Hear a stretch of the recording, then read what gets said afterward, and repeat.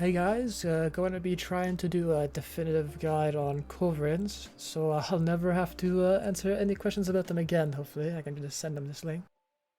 So if you're trying for that high rank on the treaty ladder, maybe with your current knowledge and skill or micro of Culverins, you just can't quite handle it, maybe this guide will help you. Got a lot of nice messages and requests, lots of positivity about making a Culv guide, so let's see how this goes. Try to include as many like real examples I have from games I've been playing to actually just show it better, but I'll also try to show the equivalent anti-art for war chiefs and the Asian civilizations like hand mortars or the legendary Iroquois. I'll just try to keep the video as short but as packed as possible, so if you just want to look at like a certain part of the video you can just skip ahead or whatever. So yeah, first things first is always going to be hotkeys. Probably the most important part of having a sharp and responsive Culv Micro is just having these set up. So for Culverins, there's going to be 6 hotkeys that you kind of need. It's going to help you have an easier time handling Culverins. The first 3 are going to be in the selection group hotkeys. And maybe if you're new to the game or just you haven't tried it yet, you can actually set these to letters. So usually I just set 5 to 9 to letters. Gives you an easier time, you don't have to stretch all across, but... So yeah, we'll set one of these hotkeys for your artillery foundry. The hotkey being your choosing, I'm just going to use G, but that's the first. Second and third, which I really recommend being on like the left and right. So for example, I have C and V. That's instead of vertical, like C and D or something like that, but it doesn't really matter. So these are going to be your right and left Culverin groups. 2 groups is usually the best because it doesn't take up too many spaces on your hotkeys. Alright, now to the artillery foundry hotkeys. Set the Culverin key to whichever hotkey you want to press to make Culverins out of it. I've actually set it to the same as my artillery foundry key, so if I double click, I can actually just start producing Culvs. So double click G and Culvs comes out, and the more I press G, the more Culvs I'm going to produce. So. Lastly, we're going to do unit tactic hotkeys. Here we're going to scroll to the bottom and set bombard mode and limber mode. Bombard mode will put your cannons into firing mode, which is actually pretty important because you want them in firing mode before even being in the fight. Limber mode will be able to cancel an unwanted firing mode, so this can save your Culvs a lot if they've actually gone too far and they're setting up when you didn't mean to. But yeah, with that, that's pretty much it for hotkeys. Okay, with hotkeys done, moving into why you even want to use Culverins or learn to control them in the first place is because artillery is going to give you the most value, obviously, in terms of cost effectiveness.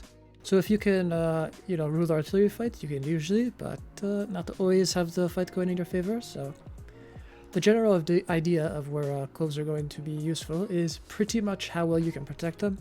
This pretty much makes natives an amazing place to spam and abuse Culverin, since they've just got a lot of anti-cav, more units in general. Another place is just going to be team fights. Obviously you have double your units, cav has a harder time pathing, and you'll need tons of artillery to clear at 2 times the infantry. So, out of natives, the Culverin fights are going to be much more tame, but you'll still need them. And with better walls and towers and whatnot, the camp, you can be more greedy with them, because obviously you can protect them if that's the style you're going for.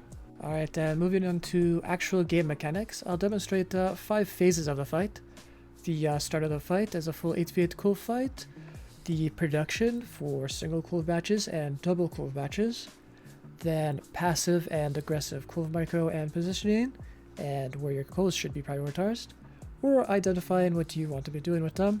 And then the way to handle 8 or 10 Culv fights, which is actually quite common in native fights and 2v2 fights. So starting in heavy Culv, which is 8, usually you won't want to make more than 8 unless you're sure your opponent is going more than 8.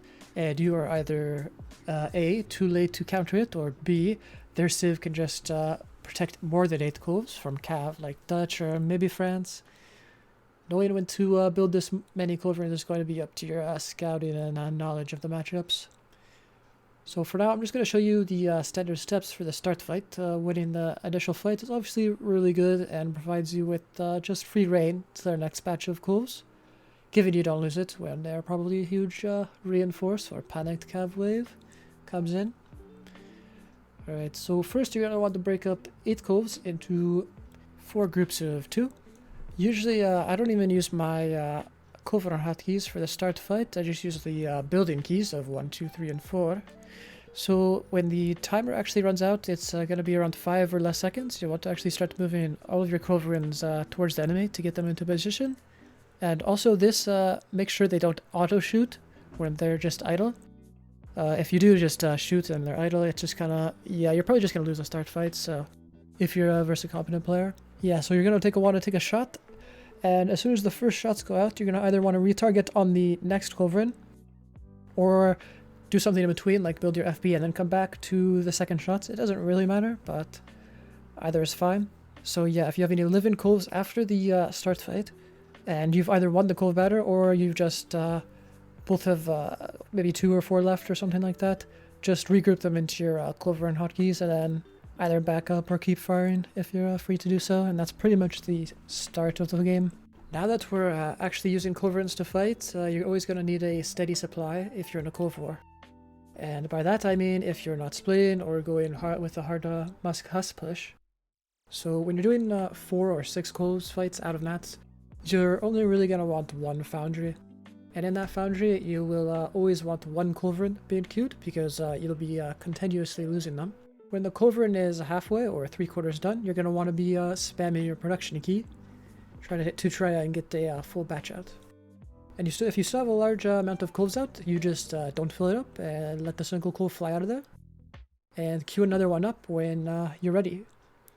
So it's a bit different in an 8v8 or 10v10 Culv fight, which is usually only going to happen in natives, team fights, or maybe some certain matchups.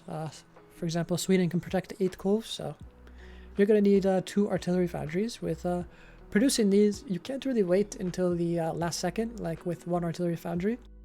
To produce from double, you'll need to actually start putting the Culvs in early, otherwise well, I guess you could do it if you lose 40 units in 10 seconds, you could clear it, but you'll just keep popping 2 or 3 if you just wait until the last 10 seconds or so.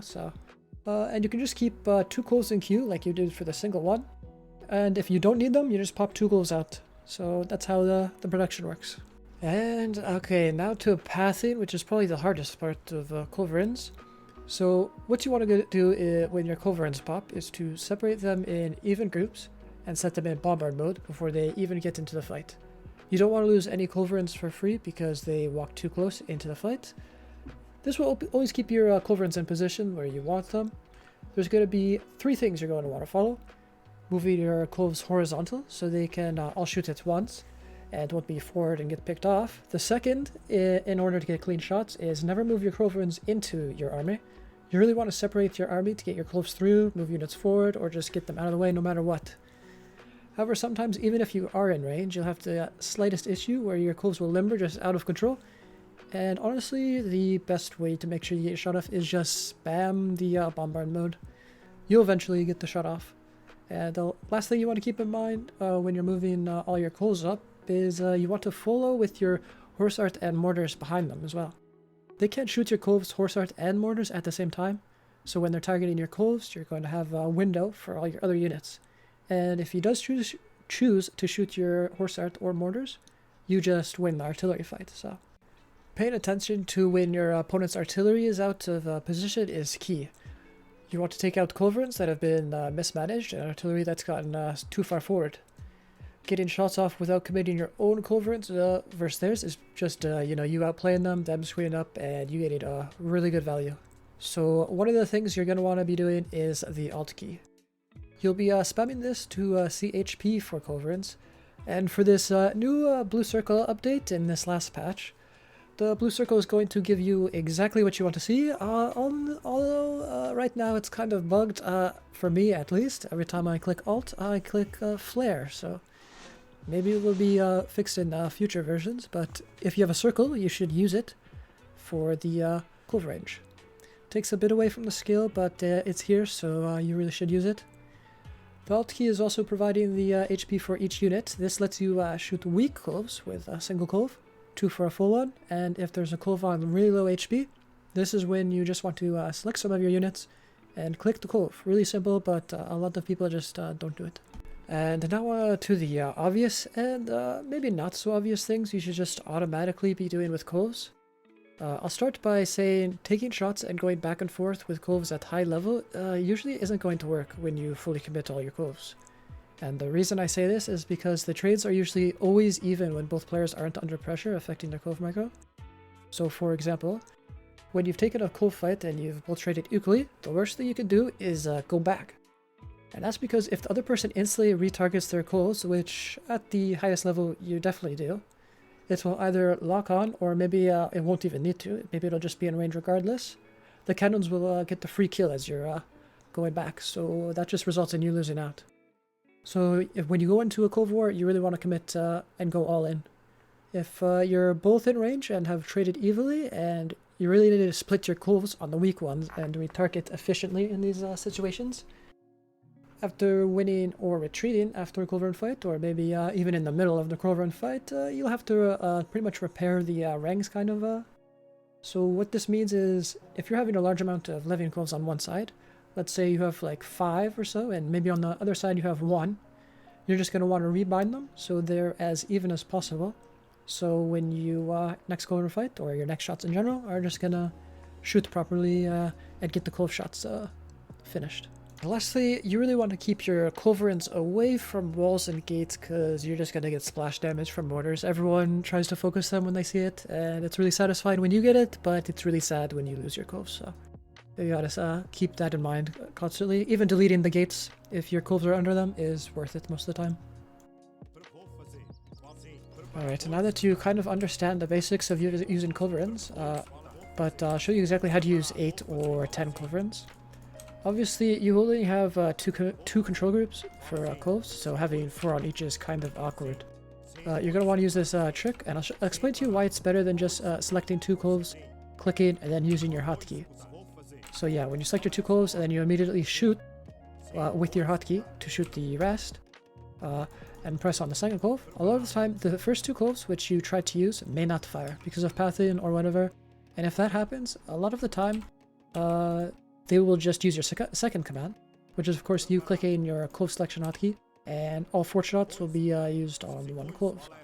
So by unbinding these 2 Culverins and then shooting with them, so they're unbinded, and then use your Culverin hotkey to shoot the second, it means even if these 2 messed up, or say the first messed up, they are no longer dependent of each other. So you can try to refire for the desired outcome, because obviously they haven't all fired on the 1 hotkey. This is really working well so far. It pretty much takes all the 8v8 or 10v10 Culv fights in my favor. And I think this is currently the optimal way of to use a large mass of Culverins, in my opinion. Just makes it so Culvs are less dependent on 1 hotkey. You know, unbind them, bind them again after you've shot them. Seems to be working quite well. Okay, and with that out of the way, the other things you should passively use your Culvs for constantly. These are going to annoy your opponent, so and it also gives them value when they're not either killing Culvs or you're just idling them. But first things is you want to kill missionaries. These are a pretty good target with Definitive Edition. They are way weaker. They only have, what, 200 HP? So it's almost 4 Culv shots, and I'm pretty sure they're dead. On the old game, Legacy, it used to be 8 Culv shots, so they're a lot weaker when facing that. Killing villagers building walls is also a great option to use your Culvs for. It stops them from placing them, you know, they might not be ready for it, so that's nice. You can also kill newly placed buildings as well, so that's something you should remember. If they newly place something, you have Culvs there, just shoot it, and it'll go down. Okay, so China has hand mortars. These can be pretty effective. You really need a lot of space to deal with them, but there are a lot of negatives to hand mortars. They are pretty bad because they group up together, so getting splash shots on them, it's only 1 shot to kill a hand mortar, so it's really quite expensive to lose them. They cost a lot of wood, and they have to choose between killing your artillery or your buildings. However, they're really effective when you're under the Chinese melee pressure. If you've lost your towers, you've lost your walls, it's really just hard to select all of them, because obviously you want your APM to build stuff, get the units out, maybe stop the melee pressure, but you have to select each Culv on 1 hand mortar, and that's where it comes into play that they actually are good. But if you're in a choke or you have an insane amount of walls and towers, hand mortars are probably always going to be like trading horribly. And the second thing that you cannot Culv against that China has is the flamethrowers. The way to kill them is with the horse artillery, not the Culvs. They have 0.4 range resist, and they are counted as infantry. So that's China. Okay, and then now we have Japan, and what they have is the Yabusame and Flaming Combo.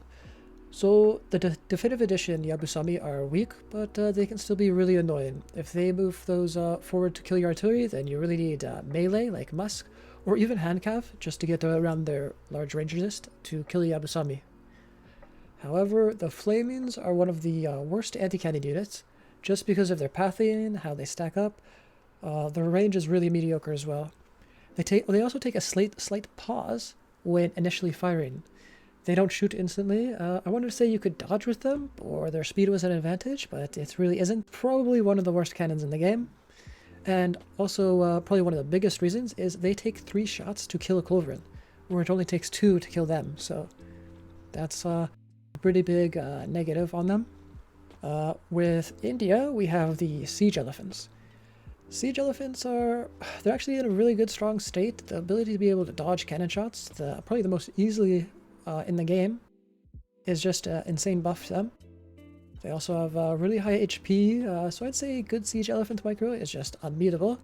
To fight this, you want to use everything. You want Culvs on different timings, and you want your army themselves to constantly kill them. You need cav, you need skirms, you just kind of need to kill them, because they're really hard to Culv against right now. But of course, they also have to deal as mortars as well, so they're actually the mortar slash anti-cannon. So that's the one thing that slows them down. And now with Iroquois, one of the best anti-cannon slash cannon hybrids. These are the light cannons. These are Iroquois' best units by far. They can dodge shots easily, very effectively.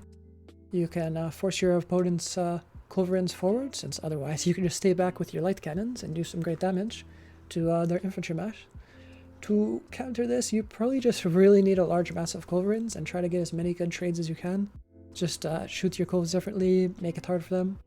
But if Iroquois really knows what they're doing, it's going to be kind of annoying and hard to deal with. Also, one thing to note is with the Iroquois, their light cannons are not affected by attack dance, so they don't actually get buffed. So your Culvs will always be 2-shot. And moving forward, we have the Arrow Knights. So obviously alone, you're not going to be Culverin versus Aztec. They're actually easy to deal with. You know, they just kill a building slowly. They try to get your artillery, but you can always pull them back. But your composition is going to win anyways.